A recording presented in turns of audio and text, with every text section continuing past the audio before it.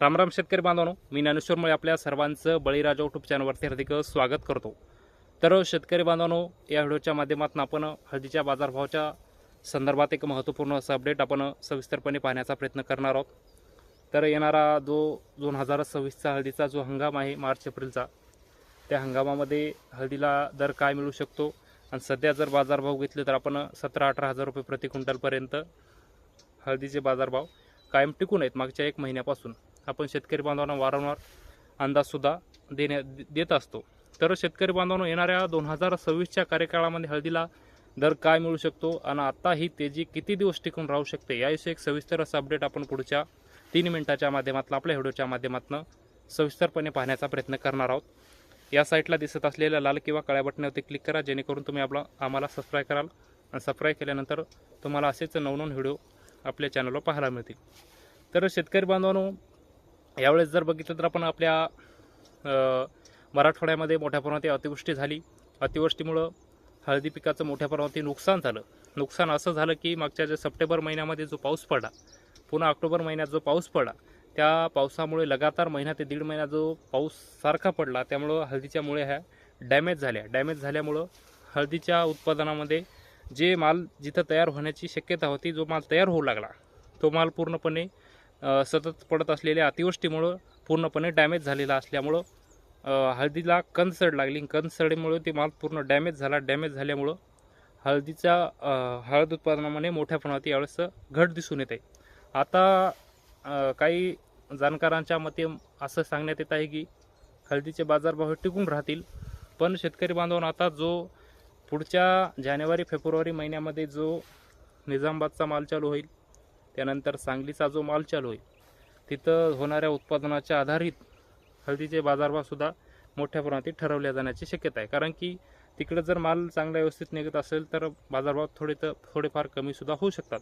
तर शेतकरी बांधवांनो, आपल्या मराठवाड्याचा जर विचार केला तर मराठवाड्यामध्ये आपण वसमत असेल, नांदेडचा काही भाग असेल, हिंगोली, परभणी या जिल्ह्यातील काही भाग असेल, आपल्या त्यामध्ये सर्वात जास्त तर आपला वसमत तालुका हळद पिकवतो। पण आपल्या वसमत तालुक्याचा जर विचार केला तर मोठ्या प्रमाणात यावेळेस अतिवृष्टीमुळे हळद पिकाचं नुकसान झालं। कारण की आपलं ऊसाचं क्षेत्र, त्या ऊसाच्या क्षेत्रामुळे हळदी पिकामध्ये मोठ्या प्रमाणात यावेळेस नुकसान दिसून येत आहे। कारण की ऊसावर हळद घेतल्यामुळं बहुतांश शेतकरी बांधवांचा क्रॉप हा पूर्णपणे सडून गेलेला आहे।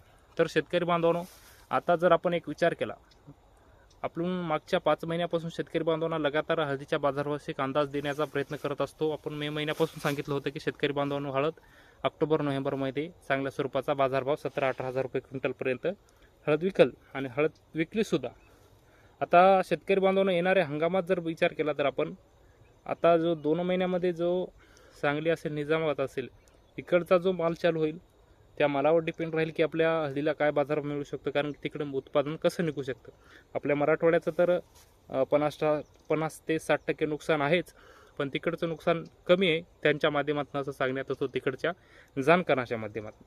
पण आपल्या मराठवाड्यामध्ये अद्याप कोणी व्हिडिओसुद्धा बनवत नाही। आपण वेळोवेळी हळदीच्या बाजाराचे व्हिडिओ असतील, पुन्हा हळदीच्या क्रॉपचे जे व्हिडिओ असतील, ते आपण आपल्या चॅनलवर सांगण्याचा प्रयत्न करत असतो। तर शेतकरी बांधवांनो, यावेळेस उत्पादनामध्ये 50 ते 60% घट जरी असली तर आपण जर विचार केला तर मोठ्या प्रमाणात हळद लागवड यावेळेस झालेली होती। कारण की 2023 पासून 23, 24, 25 सारखा लगातार 3 वर्ष हळदीला चांगल्या स्वरूपाचा भाव मिळत असल्यामुळं मराठवाडा असेल, विदर्भातले शेतकरी बांधव असतील, हे हळदीकडे वळले आहेत। कारण की हळदीवरच मराठवाड्याची, वसमत तालुक्याची, हिंगोली जिल्ह्याची अर्थव्यवस्था जी चालू आहे, ती हिंगोली जिल्ह्यातील शेतकरी बांधवाची ती हळदीवरच चालू आहे। त्यामुळं मोठ्या प्रमाणात शेतकरी बांधव हळदीकडे वळले होते।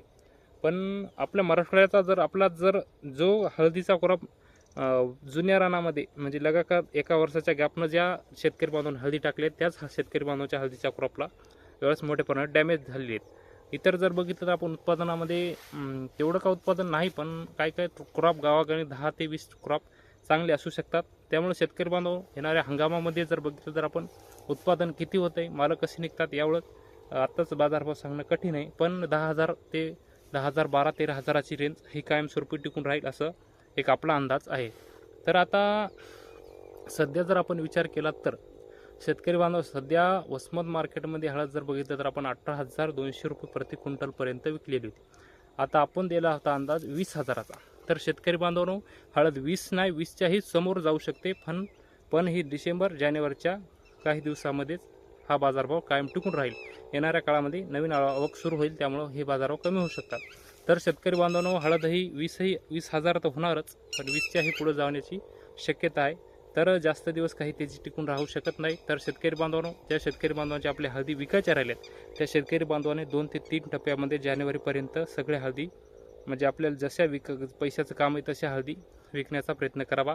येणाऱ्या हंगामात जर उत्पादन चांगलं झालं तर पुन्हा बाजारभाव घसरू शकतात. बाजारभाव का जास्त घसरणार नाहीत. 10 ते 12,000ची रेंज ही कायम हळदीला राहू शकते. तर शेतकरी बांधवांनो, हे होतं हळदीच्या बाजारभावाचे एक सविस्तर असं अपडेट. ते अपडेट आपल्याला कसं वाटलं ते आपण कमेंट बॉक्समध्ये नक्की कळवावं. व शेती माती संस्कृतीसाठी अशाच नवीन व्हिडिओसाठी आमच्या चॅनलला नक्की फॉलो करा. चला तर शेतकरी बांधवांनो, तुमचा इथं थांबतो. तुमची रजा घेतो. तोपर्यंत धन्यवाद.